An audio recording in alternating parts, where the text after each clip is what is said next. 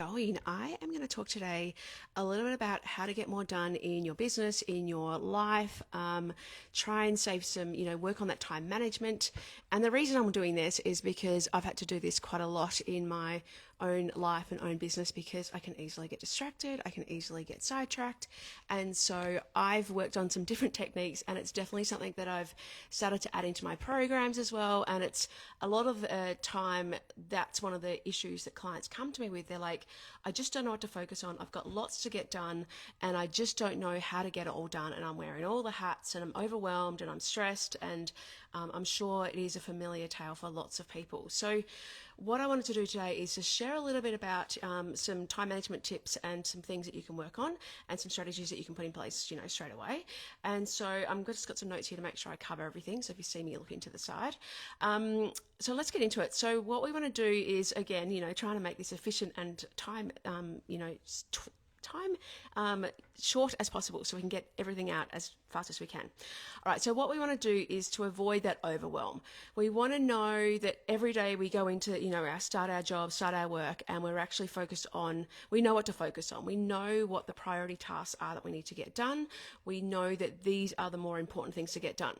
So the first thing is a technique called the 4 quadrants, which is all about, I think it's called like Eisenhower Matrix or something like that. The person, Stephen, what did I write down? Stephen Covey was the first person that came up with this technique.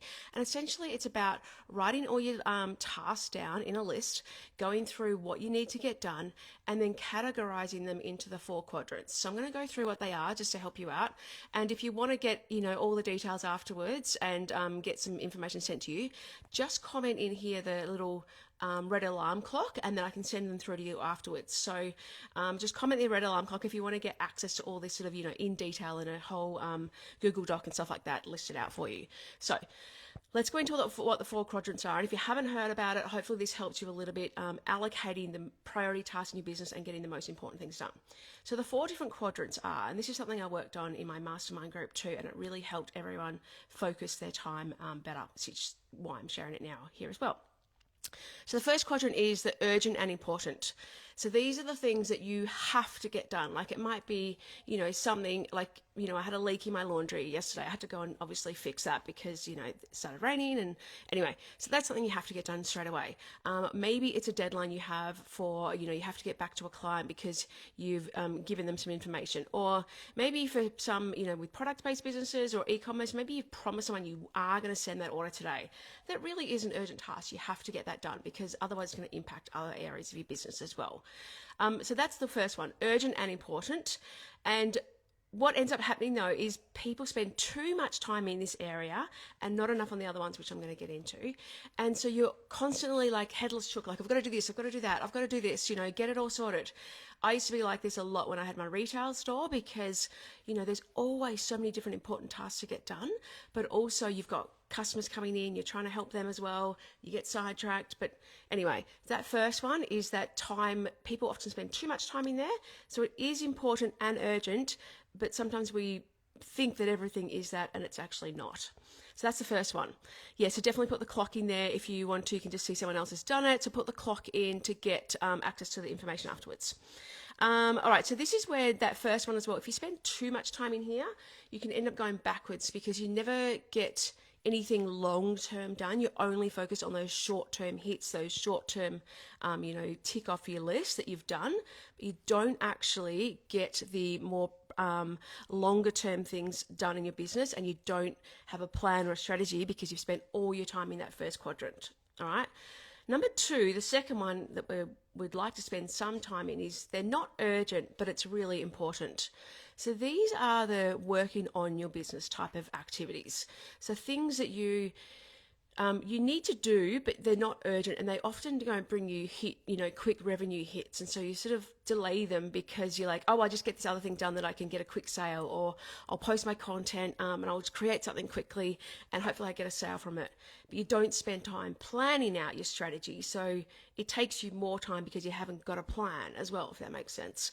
So this one is, longer term goals, working on your planning, your mapping out. Like I had a client I set her a task the other day and said, you need to do this calendar map out, and I need to see what your marketing looks like for next year and how you're going to manage everything, the markets you're doing, the time to actually make your products, all that sort of stuff. And she said, she just sent it through to me today. I haven't looked at it fully yet, Mel, but looking at what it was, she was saying, in her response to me, she said, now that I've done this, it makes it so much easier to see where I could spend the time, which markets I should be doing, because I don't want to do everything and it is taking time to make the product. She also mapped out like what it looked like for how much product she needed to get the sales goals that she had. And so also allocating the time for the making of the right products, if that makes sense too, so that you're not wasting time having things that aren't really, there might be a time suck in your business, but they don't actually give you that good a result. I saw one of ceramic brand Winterwears, and she talked about how she had an amazing soap dish, but when she looked at the time that it took to make, maybe it was a butter dish. Anyway, it was a time-consuming product that she loved, but the time that it took and the reward that you got back from it was just too much of a time suck. So when she reviewed that and analysed that, she's like, we're not going to make that anymore. So understanding which products, reviewing your data, knowing what your best sellers are, knowing where to spend your time, understanding what your content strategy looks like and your marketing strategy looks like over time, whether it's you maybe reviewing your range and figuring out if you need new products and that product development. When I had my brand, I know we didn't spend enough time on that. It was, quick, we've got to do the new collection. And it's something we loved doing, but we still just didn't spend enough time actually researching and, navigating what the next season looked like. And we did look at trends and stuff, but really didn't look at our data probably enough about numbers and sizes of which sold and all that sort of stuff too. So a really important one there to do. That is number 2, which is the not urgent but important tasks. All right. Number 3 is the urgent but not important. So emails you've got to do, like, you've got to respond to someone, you've got to go into a meeting. This hijacks your time, these sort of time sucks. You're like, you've got to get it done today, but it is important to do, it is urgent to do, but it's not necessarily an important thing. Like if you left it another day, it would probably be okay. So making sure that you don't get your time sucked in for those things too much as well. And this is not to say that you don't spend a little bit of time in each of these different quadrants, but it's how much time you get sucked into one or the other, which is the important thing to take note of. And this is where if you track your time and start seeing what you're doing, it can really make a difference as well, because you start to sort of go, oh, okay, I'm spending all my time in quadrant 3 or 4 or whatever it might be, and you start to understand that. I'm just going to tell everyone again, if you didn't see it before, if you're just joining, make sure that if you want any access to my full list of all this in detail, just comment the little, little alarm clock, red alarm clock, and I'll send it through to you. All right, so we're up to number 4, which is the not urgent and then not important tasks. So I'm sure most of you would agree you probably spend a little bit of time on this. I know for me, I often get sidetracked with this and I spend too much time in here, and then I realize I haven't got any of those, 1 or 2 quadrant things done, because I've been sucked into, I look at, just check this website. I need to just check this thing before I get done.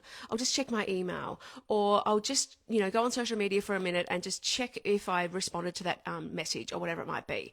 So you're spending too much time in this, scrolling. It's a time suck, and before you know it, half an hour's gone by. You're like, geez, I was actually going to do something else there. Why did I spend my time on that? And this is easy to be here because your brains love to do it. It's like, oh, that's an easy task. I'll just get that done quickly.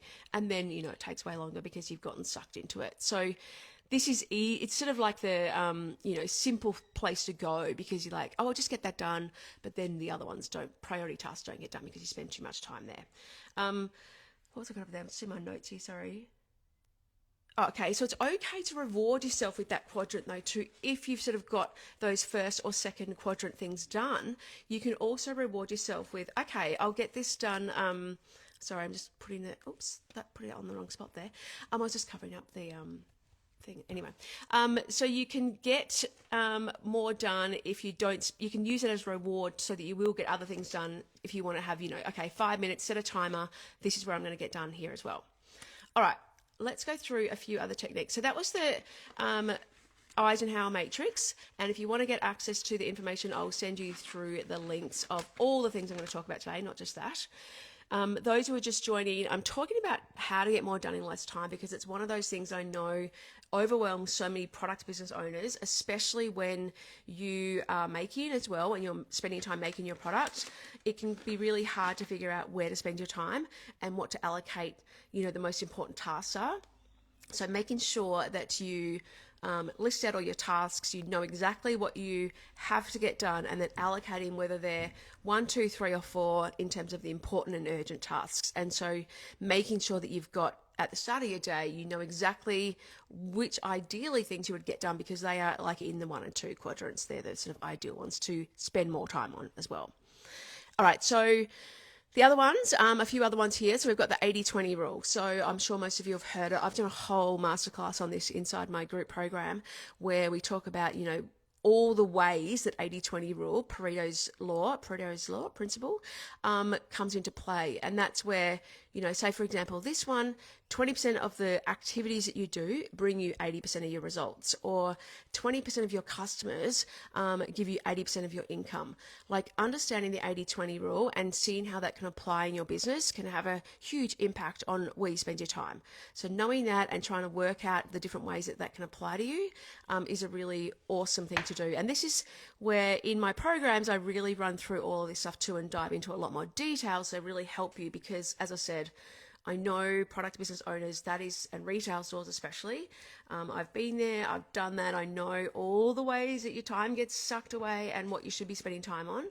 And, it really helps to have some of these strategies and things. And only after years and years of me, working on it and working on my own business, that I sort of get to do that. And I have lots of friends say to me, like, as a, small business owner or entrepreneur, like, how do you, and self-employed, obviously doing everything myself, not everything myself, but working for myself, that how do you actually, know where to focus or what to do? Like, you don't have anyone else telling you what to do.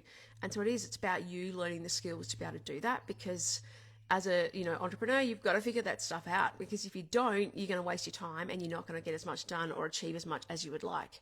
Those who are just joining, you can get access to everything. If you comment the little red alarm clock, I can send you through everything afterwards as well. So let me know if you want that as well. All right, and okay, so other tools you can use are physical planner. So make sure that you have some sort of physical, I personally love a physical planner, and I think it really helps me map out my day and understand what's getting done, because otherwise, if it's just all in my head, there's too much else in my head going on that I need to have this actual physical, list or plan mapped out. For me, that works. I've tried digital. It doesn't work for me. Obviously, it may work for you, so that's something to do. If it works for you, use a, time blocking on your calendar, map out what each day looks like in terms of allocation of time, and be very careful about allocating the right amount of time, because we all know that we probably underestimate how long things take as well. So making sure you do that. And then if you're a physical maker as well, I'd highly recommend that you move locations and physical locations and work somewhere else when you are doing on your business tasks. So the number 2 tasks, working on your business. I ideally, a few of my clients, that what they do is, students in my program, they go to a library and do the on business tasks, or they go to a cafe, or they go into a different area of their house, but you're in a different spot, so you're not sort of easily sidetracked to go, oh, I'll just finish this and I'll just go and make this, or I'll just go and answer that email, whatever it might be. So trying to have a different place to actually get certain work done or certain tasks done can make you get them done faster and much easier.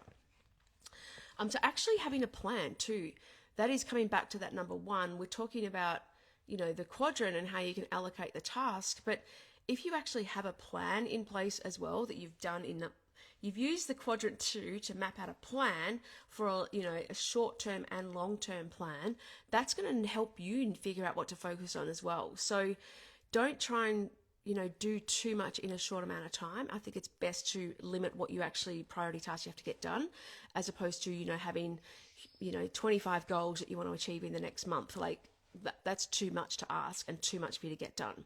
And you'll just definitely feel overwhelmed if that's another thing. One little thing that I do all the time, which I just showed someone the other day and they were like, oh my gosh, okay, that's just blown my mind. Like, didn't know that you can do it. It's so simple, but crazy. But there's shortcuts on your phone. I type certain things so often that I have the shortcuts on my my text on my phone. So for example, when I put TTT in as a little, on my email or anything, it pops up with my email sort of, and so I can easily put my email, write my email. I have to write it every time. My address, I've got my, like the first two numbers of my address, I put that in, and the shortcut just puts my whole address in there because I'm typing it so often and stuff like that. How can you add some little shortcut things to your life to really save you time? And I won't even get into AI because that's a whole other exercise. But if you haven't already figured out how to start using AI to help you save time, please start doing it. And again, I have so many different things. I've just created a whole doc on all different prompts you can use to help you save time and stuff. Well, help you do lots of things in your business. So if you want that, let me know. All right. And also, this is something that I'm going to be touching on and exploring a little bit more in my masterclass that I have the free training on. It's coming up this week. So that is all about how to build a profitable products business and a thriving products business without relying on social media. So that is coming up on this week now, Thursday. So just comment Thrive if you want to get access to that, because it's a new training that I'm doing. Sorry, getting rid of the notifications. New training that I'm doing, and super excited to share some of the different things in there that I'm going to share. It is one of those things I know people would love to know how to create that business without relying on social media. And it's not that I don't love social media. Here I am, on here. I think it's amazing, but it shouldn't be your only marketing strategy. So that's what we're going to talk about on Thursday as well. And also, how to allocate the right amount of time to the right things in your business, and how to be the right type of how to play the right role in your business too. So you're not spending too much time in a particular type of role. Otherwise, that's where you can get the time suck, and you can spend too much time on the wrong things, and therefore your business doesn't grow. Your business doesn't move. Awesome. Thank you. Yeah, just definitely comment Thrive if you want to get access to the training. And also if you want to get access to the time management stuff here that we're talking about, comment the little red alarm clock, and that'll get sent through to you. So just to recap, we've gone over today, what are some things you can do to get more done in less time? How can you consider, some time management strategies and things to help you, get more done in your business? I know that there's a lot of people who sit down at the start of the day and they're like, I've got so much to do. I'm just not sure where to focus. I'm not sure where to get started.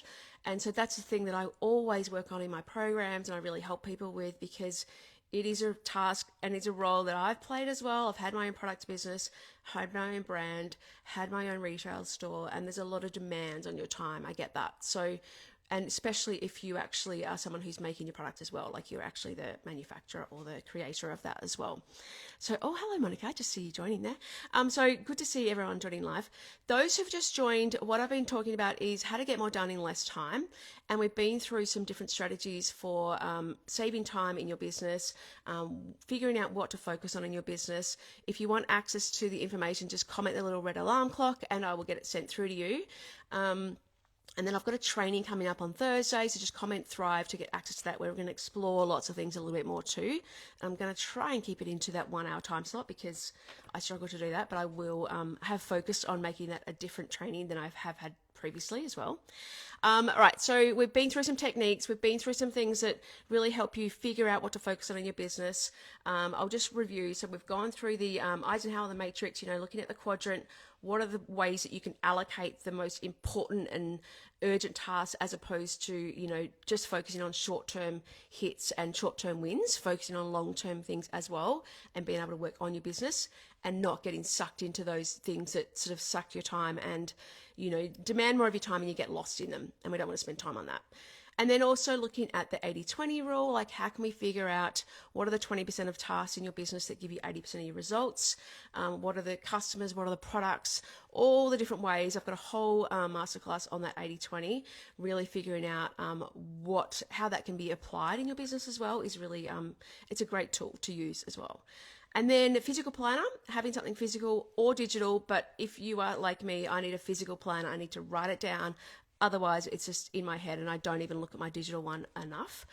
And move locations if it's something that you get distracted easily by certain things. If you're making things, move locations to get the on your business work done. And then actually make sure that if you use quadrant 2, working on your business to have a plan for what you need to get done in whether it's 90 days, whether it's, that day, week, 90 days, 3 months, 2 years, 3 months, 90 days, same thing. 1 year's time. What does it look like for you? Have an actual plan. And this is all the stuff that I work on, obviously, in lots of my programs. So if you want help with that, just let me know.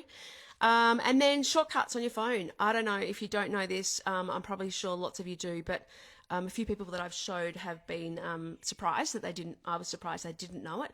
So use shortcuts on your phone. So keyboard shortcuts to save you time. If you're doing a task all the time, you're writing the same thing all the time, create a little shortcut. It saves a lot of time, I promise you.